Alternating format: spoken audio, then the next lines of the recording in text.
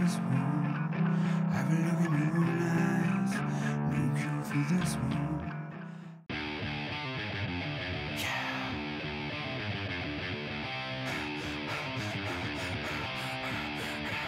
There's no cure for this one. There's no cure for this one. There's no cure for this one. There's no cure for this one. This one. This one.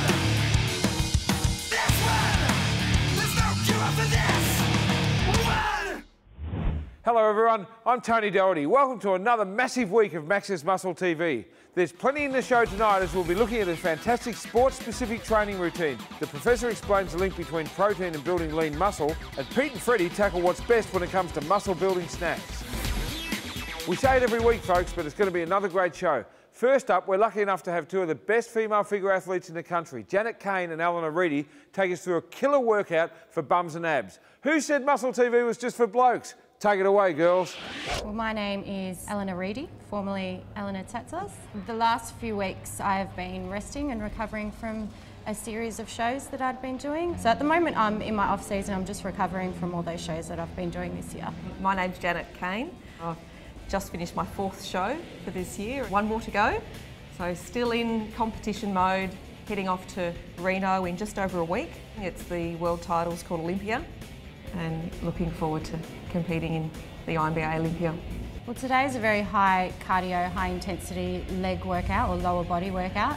This is something that I would typically put through my clients as well as myself on occasions. There's some really great exercises in there that I really love to do. So basically we're targeting the glutes, the hamstrings, a little bit on the quads, but making it high intense. We really want to keep the intensity up so the heart rate is well up and burning more calories. So the idea behind supersetting is just to continue on with the same program with the intensity of not resting. So we're still working really hard with those muscles, but it's just our heart rate is enormous. We're both looking to work up a sweat and burn as many calories as possible. So there's, you know, for even in my off season, I wouldn't be doing single sets for legs. I'd always be doing supersets and repping everything out.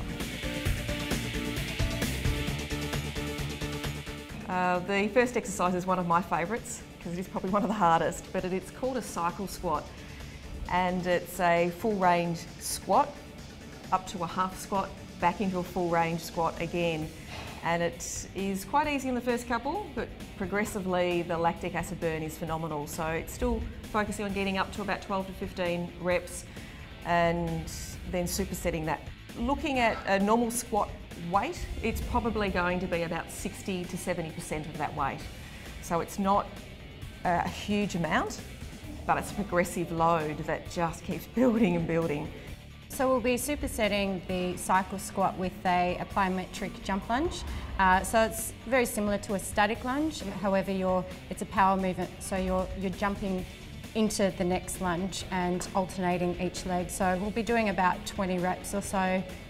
So the lunge works all of the leg muscles, the leg groups, and what it will do, it will keep the heart rate elevated. So continuing from the cycle squat, we're going to keep the heart rate elevated. So it just adds a little bit more intensity, adds strength, power.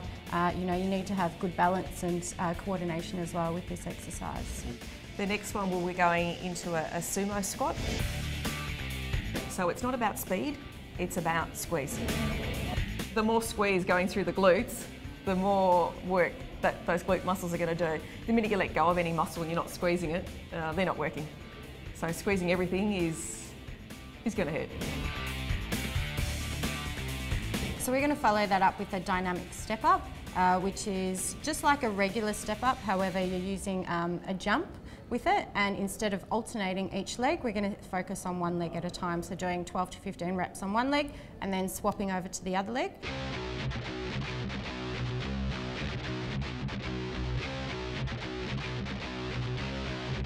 Some people, when they do step ups, they step up quite with a heavy foot. What you want to be doing is stepping light so you can lift the other leg with the jump, and then actually once you get back down on that foot, you're creating that shock to the muscle. So we're not going to be going heavy steps, light steps with a big jump to create that impact. So when you're stepping light, you're definitely utilising the quads and you're keeping the contraction on the glutes as well.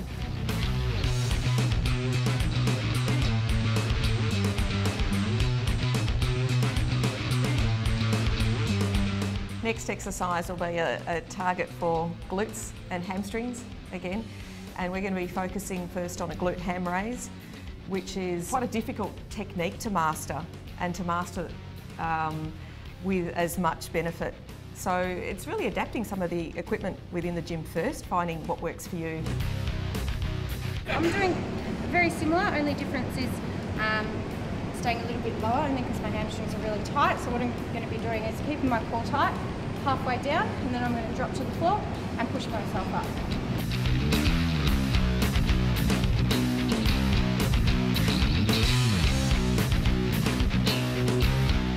So we're going to be supersetting that with dumbbell stiff legs, or deadlifts, some people call them. But it's going to be a rested superset, which means, I guess, having a bit more of a rest before we continue on to the next exercise, mainly because the previous exercise is quite an advanced exercise and it will take a lot out of us. So we do need probably a minute or so just to get our breathing back to normal and to rest our hammies before we go into the dumbbell stiff legs. For the dumbbell stiff leg, you can use a different amount of weight depending on where you're at, where your training's at. If you're beginner or if you're in advanced, we'll probably use something around between 7 to 10 kilograms, so we can kind of wrap it out to, you know, at least 15 reps or so. We'll also be putting some plates underneath the heels as well, just to get that full stretch through the hamstring as well. The final exercise we'll do today is quite torturous. It is a bit of a favourite of mine, and it's going to increase our heart rate phenomenally. But it is a little bit of an all-over workout, still focusing with the legs, and we'll basically be sliding a disc across the floor, firstly in a crawling fashion, where we are working our entire torso and keeping that quite stable. It's working the body right from the shoulders all the way through to the chest, to the abs, to the glutes, to the hamstrings, to the quads, even as far as your ankles, keeping that stable on the plate. Trying to race across that floor with this disc, with all of that in place, at the end of a workout is insane. But it's great, and I love it, and I really feel a great workout. But we are going to superset that and step it up a little bit more. So on the reverse way, what we're going to use is the similar disc, but put a plate on top of it, and we're going to do what I call a commando crawl with it, and start moving across the floor with as much intensity, but starting to move the muscles in a slightly different way, where we are commandoing and pushing that disc. So it's great, and it will again work the entire body. So finishing off with an exercise like this is, I guess, the icing on the cake. It's really going to fire up the metabolism. It's going to, you know, get the heart rate still firing up. So you're continuing to burn calories throughout the day, as opposed to, you know, just as soon as you stop training, that's done. So getting the body fired up at, you know, to such a high rate will definitely impact, you know, for, you know, shows, if you're leaning down, if you want to get fit and healthy, if you want to lose a little bit of weight. Oh, that's great. I'm spent just where I need to be. It was really good. I feel amazing, feel exhausted. My legs are shaking, my heart rate's still very much elevated. Worked up a really good sweat. I feel like I've worked hard. Cool, well done. That was good. Done.